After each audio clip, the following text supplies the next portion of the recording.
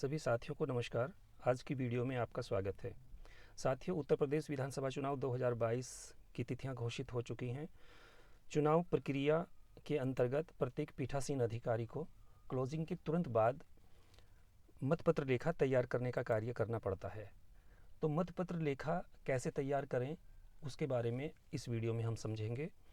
जो साथी पहली बार चैनल पर हैं उन साथियों से मेरा निवेदन है कि चैनल को ज़रूर सब्सक्राइब कर दीजिए, जिससे आने वाली समस्त खास वीडियो के लिंक सबसे पहले आप तक पहुंचते रहें।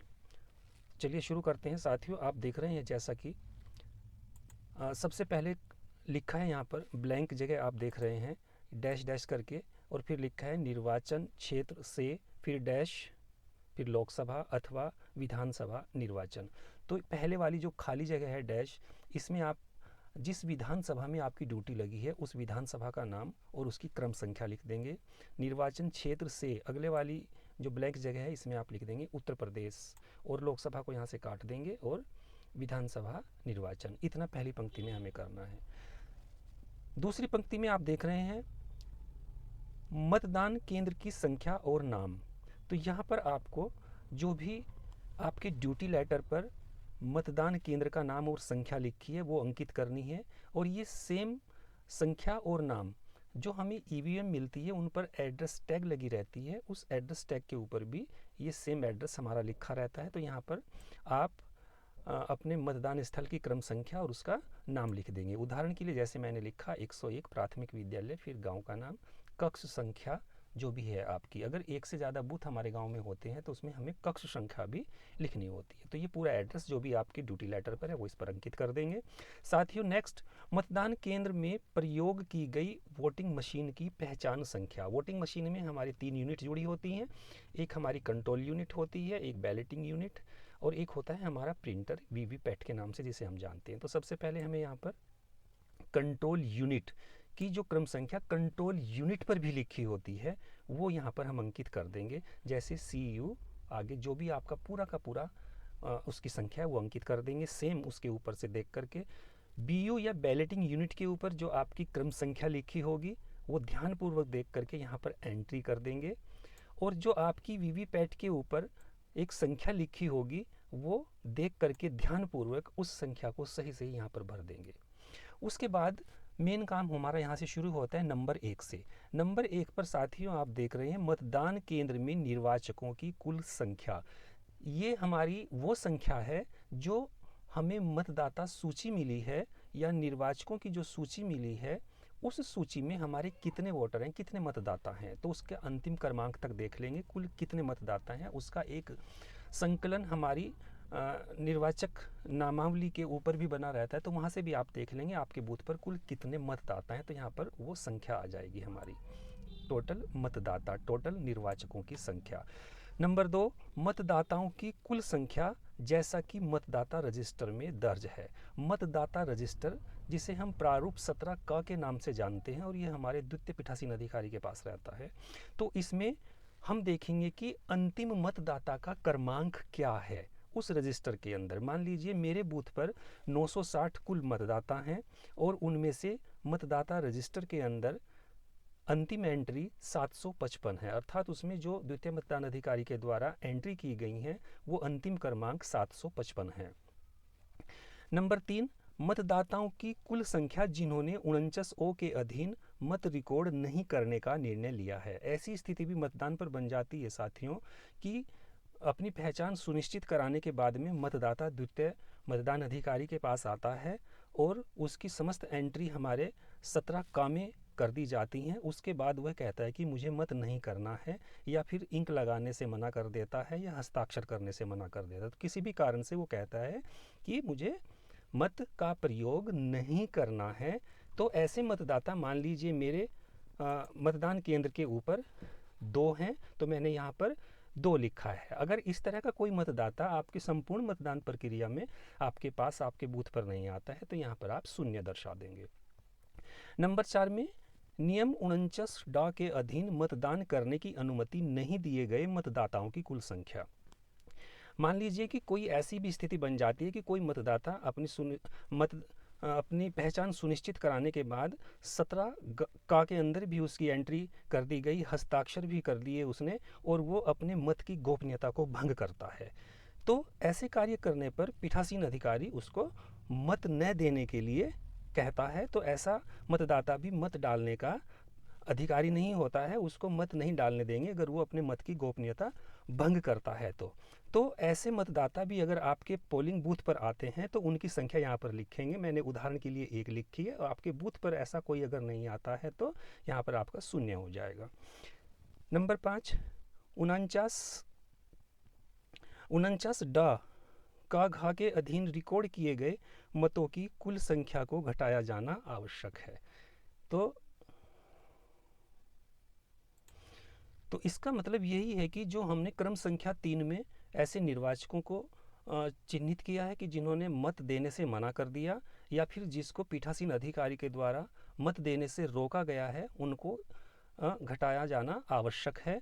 आगे का में देखेंगे घटाए जाने वाले मतों की संख्या। तो यहाँ पर घटाए जाने वाले मतों की संख्या में आप, जैसे मैंने लिखा है, नंबर 3 में 2 थे मेरे पास, और नंबर 4 क्रमांक पर जिनको अनुमति नहीं दी गई मत प्रयोग करने की, वो 1 था, तो टोटल मिला के 3। तो घटाए जाने वालों की संख्या यहाँ पर आप 3 लिख देंगे। उसके बाद में खा में लिखा है अभ्यर्थियों जिनके लिए परीक्षण मत डाला गया। ऐसी स्थिति भी आपके पोलिंग बूथ पे बन सकती है कि कोई मतदाता मत का प्रयोग करने के बाद कहता है कि मैंने जिस कैंडिडेट को वोट डाली है, मेरा वोट उस कैंडिडेट को नहीं गया, यानी वो हमारी वीवीपैट के ऊपर संदेह करता है।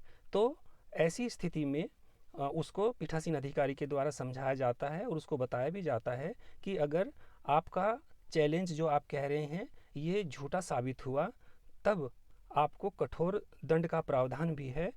तो ऐसी स्थिति में पीठासीन अधिकारी उसको जो है एक प्रपत्र भरवाते हैं, और प्रपत्र भरवाने के उपरांत में उनसे एक परीक्षण मत डलवाया जाता है। परीक्षण मत की डिटेल आपको यहाँ पर देनी होगी।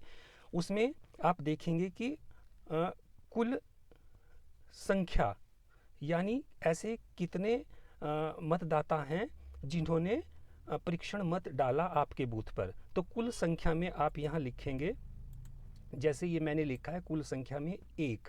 मान लीजिए मेरे बूथ पर परीक्षण मत के लिए जो मतदाता है उसकी संख्या 1 है, और उस मतदाता को जो टेस्टिंग वोट डालता है उसको हमें 17 का के अंदर एक नई एंट्री देनी पड़ती है। तो 17 का के अंदर परीक्षण मत के लिए उसकी एंट्री 615 है। एक उदाहरण के लिए मैंने माना 614 पे उसने अपना वोट डाला था। 614 के बाद जैसे उसने अपना वोट डाला, तब वो कहता है कि मैंने जिस कैंडिडेट को वोट डाला है उसको नहीं गया, तब उसकी जो टेस्टिंग वोट के लिए एंट्री की जाएगी वो 615 हो जाएगी। नेक्स्ट, ये हमारी 17 का के अंदर उसकी एंट्री है। उसके बाद यहाँ देखिए लिखा है अभ्यर्थी जिनके लिए परीक्षण मत डाला गया, ये इसमें यहाँ पर उसका नाम आ जाएगा जिसके लिए उसने परीक्षण मत डाला। जो भी कैंडिडेट है जिसको उसने वोट दिया, उस कैंडिडेट का नाम। उसके बाद यहाँ पर क्रम संख्या, बीयू के अंदर जो हमारा बैलेट यूनिट लगा है उसमें उसका नाम किस क्रमांक पर है उस कैंडिडेट का। तो यहाँ पर उस कैंडिडेट की क्रम संख्या, मान लीजिए क्रम संख्या 3 पर है या 1 पर है, तो जिस भी क्रमांक पर वो कैंडिडेट है यहाँ पर उसकी क्रम संख्या आ जाएगी। उसके बाद अभ्यर्थी का नाम, मतों की संख्या, तो यहाँ पर उस कैंडिडेट को कितना टेस्टिंग वोट डाला गया, तो यहाँ पर 1, हमें एक ही टेस्टिंग वोट डलवाने का जो है राइट है, कहा गया है। तो उसके द्वारा टेस्टिंग वोट कितना डाला, 1। अगर एक से ज़्यादा मतदाता इस तरह के आपके पास आते हैं तो उसी तरह से उनकी एंट्री करते चले जाएंगे, नाम, क्रम संख्या और टेस्टिंग वोट। तो इस प्रकार से हमें टेस्टिंग वोट की डिटेल अपने 17C के अंदर डालनी है। नंबर 6 पर आप देखेंगे वोटिंग मशीन में रिकॉर्ड किए गए कुल मतों की संख्या। तो यहाँ पर जो जब आप क्लोजिंग करते हैं, क्लोजिंग के तुरंत बाद आप टोटल करके देखेंगे तो जो आपकी कंट्रोल यूनिट के अंदर टोटल मत मशीन हमारी बताएगी, यहाँ पर वो संख्या आएगी। तो मेरे बूथ पर ये 752 है, उदाहरण के लिए मैंने यहाँ पर अंकित किया है। अब 7 नंबर को ध्यानपूर्वक देखेंगे, समझेंगे कि क्या मद 5 में दिखाए गए मतों की कुल संख्या मद 2 में दिखाए गए मतदाताओं की कुल संख्या से मद 3 के अनुसार मतों को रिकॉर्ड नहीं करने का निर्णय लेने वाले मतदाताओं की संख्या को घटाते हुए मद संख्या 4 के अनुसार मतदाताओं की संख्या को घटाते हुए, देखिए यहाँ पर ये बिल्कुल ब्रैकेट में स्पष्ट भी कर दिया है इसी लैंग्वेज को। इसका मतलब है कि 2 - 3 - 4 मेल खाती है। अब 2 देखिए, 2 पर आ जाइए, 2 था हमारा ये, 2 में क्या था हमारा 17 का के अनुसार, अर्थात मतदाता रजिस्टर में कितनी एंट्री हुई हमारी 755। इसमें से हमें 3, क्रम संख्या 3 पे देखेंगे, ये क्रम संख्या 3 के ऊपर हमारा क्या था, जिन्होंने मत न देने का निर्णय लिया, ऐसे मतदाता मेरे पास थे 2, अर्थात 755 में से 2 में माइनस कर दूंगा तो 753। उसके बाद -4 है, तो 4 नंबर पर देखिए क्या लिखा है, जिनको पीठासीन अधिकारी के द्वारा अनुमति नहीं दी गई मत का प्रयोग करने की, ऐसा मतदाता मेरे पास 1 था। तो 755 में से 2 और ये 1, 3 वोट मेरी घट जाएंगी, कम कर दूंगा तो ये आ जाएगा मेरा 755 - 3, तो इक्वल टू 752। और ये देखिए नंबर 6 के ऊपर जो मैंने एंट्री दिखाई है, वोटिंग मशीन में रिकॉर्ड किए गए कुल मतों की संख्या 752। कहने का मतलब है कि ये वाला मैच आपका 6 नंबर से हो जाना चाहिए। इसको आप ध्यान से देखेंगे। अगर सीधी सीधी बात है, अगर क्रम संख्या 3 और 4 में कोई ऐसा मतदाता नहीं है जिसने या तो मत देने से मना कर दिया गया या फिर जिसको पीठासीन अधिकारी के द्वारा मत देने की अनुमति नहीं दी गई, इनमें आपका 0-0 है, तो सीधी सीधी बात हो जाती है कि मतदाता रजिस्टर 17 का में जो आपकी लास्ट एंट्री है वही आपकी नंबर 6 पर जो एंट्री है वो दोनों मैच हो जाएंगी। ठीक है, तो ये बात क्लियर हो जाती है। अगर ऐसा हो जाता है तो यहाँ पर हमें लिखना है हाँ मेल खाती है। उसके बाद नंबर 8 पर देखेंगे मतदाताओं की संख्या जिन्हें नियम 49 के अधीन निविदित मतपत्र जारी किया गया है। अब टेंडर वोट के बारे में आप सब जानते हैं, टेंडर वोट अगर बैलेट यूनिट से हमने डलवाया है तो हमें यहाँ पर उनकी संख्या देनी है। मेरे बूथ पर मान लीजिए उदाहरण के लिए मैंने एक मतदाता को टेंडर वोट भी डलवाया है। नंबर 9 पर निविदित मतपत्रों की संख्या, निविदित मतपत्रों का हमें इनका लेखा यहाँ पर इस प्रकार से बनाएंगे। सबसे पहले उपयोग के लिए प्रदत्त, उपयोग के लिए जो हमें मिले हैं, यहाँ पर लिखा है क्रम संख्या से तक। मान लीजिए मुझे क्रम संख्या 1001 से लेकर के 1020 तक कुल 20 मतपत्र मिले हैं जो मुझे काउंटर से सामग्री प्राप्त हुई थी, तो यहाँ पर उनकी संख्या इस प्रकार से भरेंगे।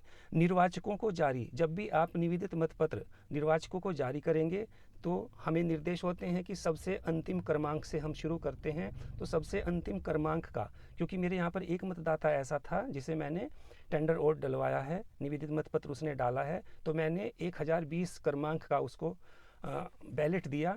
तो यहाँ पर मैं लिखूंगा निर्वाचकों को जारी 1020 से, सेम नंबर यहाँ पर आ जाएगा 1020 और कुल मिलाकर के 1।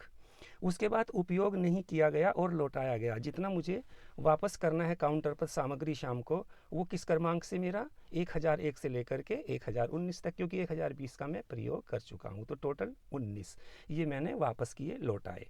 तो इस प्रकार से हम जो निवेदित मतपत्र हमें मिलेंगे उनका लेखा इसमें तैयार करेंगे। साथियों, अब हम बात करेंगे कागज़ की मोहरों का लेखा, जो हमें मोहर या सील प्राप्त होती है उनका लेखा। नंबर 10 पर हमें उसकी एंट्री करनी पड़ेगी। सबसे पहले नंबर 1 पे लिखा है उपयोग के लिए दी गई कागज़ की मोहर। कुल कितनी मोहर आपको काउंटर से प्राप्त हुई थी उनकी संख्या, मान लीजिए मुझे 4 प्राप्त हुई थी, मैंने लिख दिया 04। क्रम संख्या से तक, अब देखेंगे कि उनकी क्रम संख्या क्या थी। मान लीजिए मुझे जो क्रम संख्या मिली थी वो 101 से लेकर के 104 तक, ये मैंने यहाँ पर इसमें उसकी संख्या लिख दी। इसी प्रकार से आप उसमें भर देंगे कि किस क्रमांक से किस क्रमांक तक की आपको कागज़ की मोहर मिली है। नेक्स्ट है उपयोग में उपयोग की गई कागज़ की मोहर। अब उनमें से देखिए जितनी भी मोहर आपको प्राप्त हो, या तो उसमें से प्रथम क्रमांक की या फिर अंतिम क्रमांक की आप मोहर यूज़ करें, उसका प्रयोग करें, क्योंकि मतपत्र लेखा भरते समय आपको फिर किसी कठिनाई का सामना नहीं करना पड़ेगा। तो मैंने पहले क्रमांक की मोहर यूज़ की, तो मैंने लिख दिया कुल संख्या 1 लिखेंगे यहाँ पर, कुल संख्या 1 किस क्रमांक की थी, वो 101 की, 101 क्रमांक की मैंने यूज़ की है। नंबर 3 है मेरा रिटर्निंग ऑफिसर को लौटाई गई अप्रयुक्त कागज़ की मोहर, जो मैंने रिटर्निंग ऑफिसर को लौटाई है कागज़ की मोहर। अब 101 नंबर की तो मैंने यूज़ कर ली, लेकिन वापस मैंने की है, फिर 102 से 104 तक की मेरे पास बची, तो मैंने लिखा क्रम संख्या 102 से 104 और कुल मिलाकर के 3। नंबर 4 पे क्षतिग्रस्त कागज़ की मोहर यदि कोई हो तो क्रम संख्या।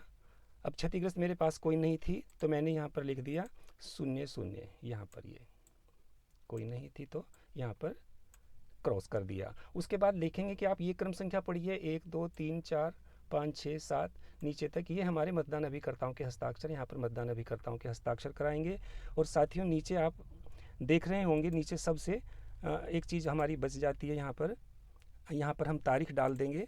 मतदान की जो हमारी तारीख है 14/2/2022। स्थान में आप फिर वही लिखेंगे जो आपके एड्रेस है आपका, मतदान केंद्र की संख्या और मतदान केंद्र का नाम।